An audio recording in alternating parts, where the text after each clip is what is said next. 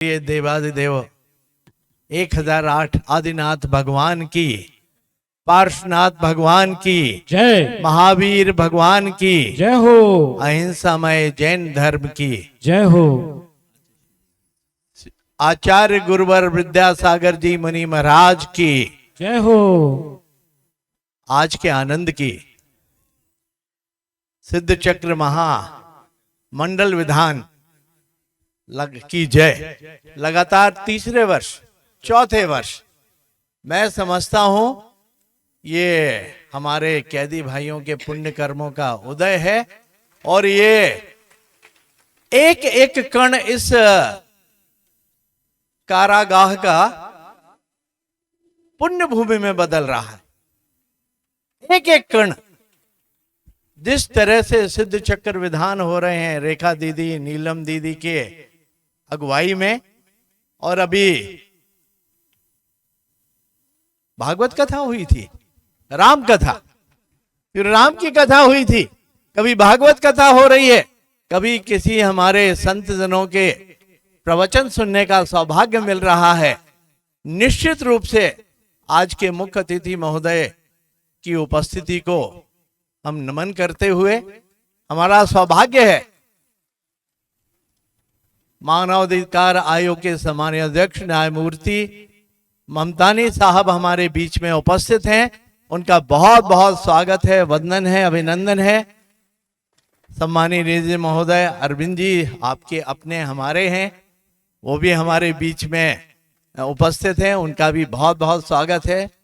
सम्मानीय चौरसिया जी लगे हुए जिले छतरपुर से ही हैं, हमारे अपने बुंदेलखंड के हैं, पुलिस अधीक्षक के बतौर सेवाएं दे रहे हैं, वो भी हमारे बीच में हैं, उनका भी बहुत बहुत स्वागत है। और एक स्वागत करना चाहता हूं, हालांकि उन्हीं का क्षेत्र है, वो होस्ट की भूमिका में है, लेकिन हमारे यहाँ के जो अधीक्षक महोदय हैं, मैं उन्हें विशेष रूप से नरवारे जी बहुत बहुत धन्यवाद देता हूं। और मैं आशा करता हूं कि जब वो यहां से अपना कार्यकाल पूर्ण करके जाएंगे, यहां से कितने पंडितों का निर्माण हो जाएगा, आपके अंदर कितने सुविचारों का प्रादुर्भाव हो जाएगा, आपके कितने लोगों का ट्रांसफॉर्मेशन हो जाएगा। जो काम अनेक तरह से विधि विधान से भी नहीं हो सकता है, वो एक व्यक्ति के अपने प्रयासों से किस तरह से होने वाला है, ये स्वयं हम अपने आंखों से देखेंगे। उनका कार्य सिर्फ डंडा चलाना नहीं है, उन्होंने कहा ये काम तो सब कर रहे हैं रेखा दीदी। उन्होंने कहा सुविचार हमारे कैदी भाइयों के मन में आए, उनका अंकुरण हो, और अंकुरण के पश्चात उनके मन में उस तरह के भाव का क्या प्रादुर्भाव हो, और जब वो यहां से निकल के जाएं तो एक भारतवर्ष के समाज के एक श्रेष्ठ नागरिक बन के जाएं, ये भाव उनके अंदर पैदा होना चाहिए।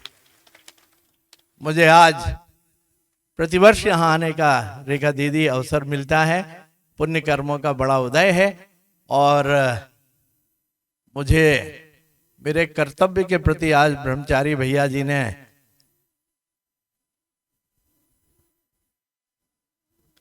बोध कराया है, और मेरे मन में बहुत लंबे समय से सिद्ध चक्र महामंडल विधान एक बृहद रूप में करने का विचार था।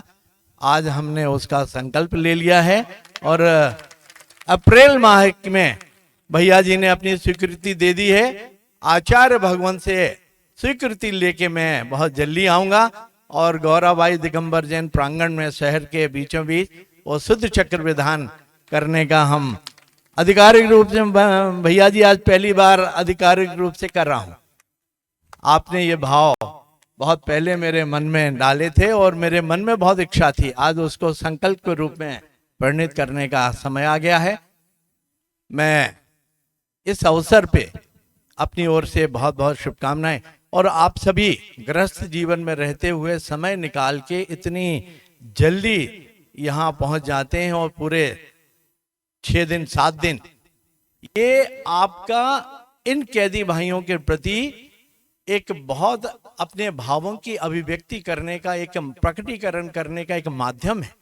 मैं आप सबके प्रति जो जोड़ों से यहाँ उपस्थित हुए हैं बहुत बहुत धन्यवाद देता हूँ, बहुत बहुत साधुवाद देता हूँ।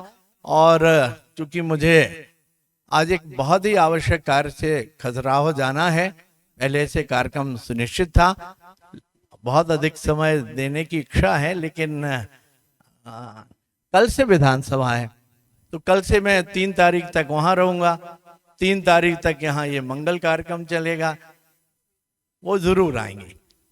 और कैदी भाइयों के बीच में मेरा एक लंबे समय से आना हुआ है, और मैं जब देखता हूं, अभी ब्रह्मचारी भैया जी कह रहे थे, अधिकांश में 60% को तो बिल्कुल आधिकारिक रूप से जानता हूं कि वो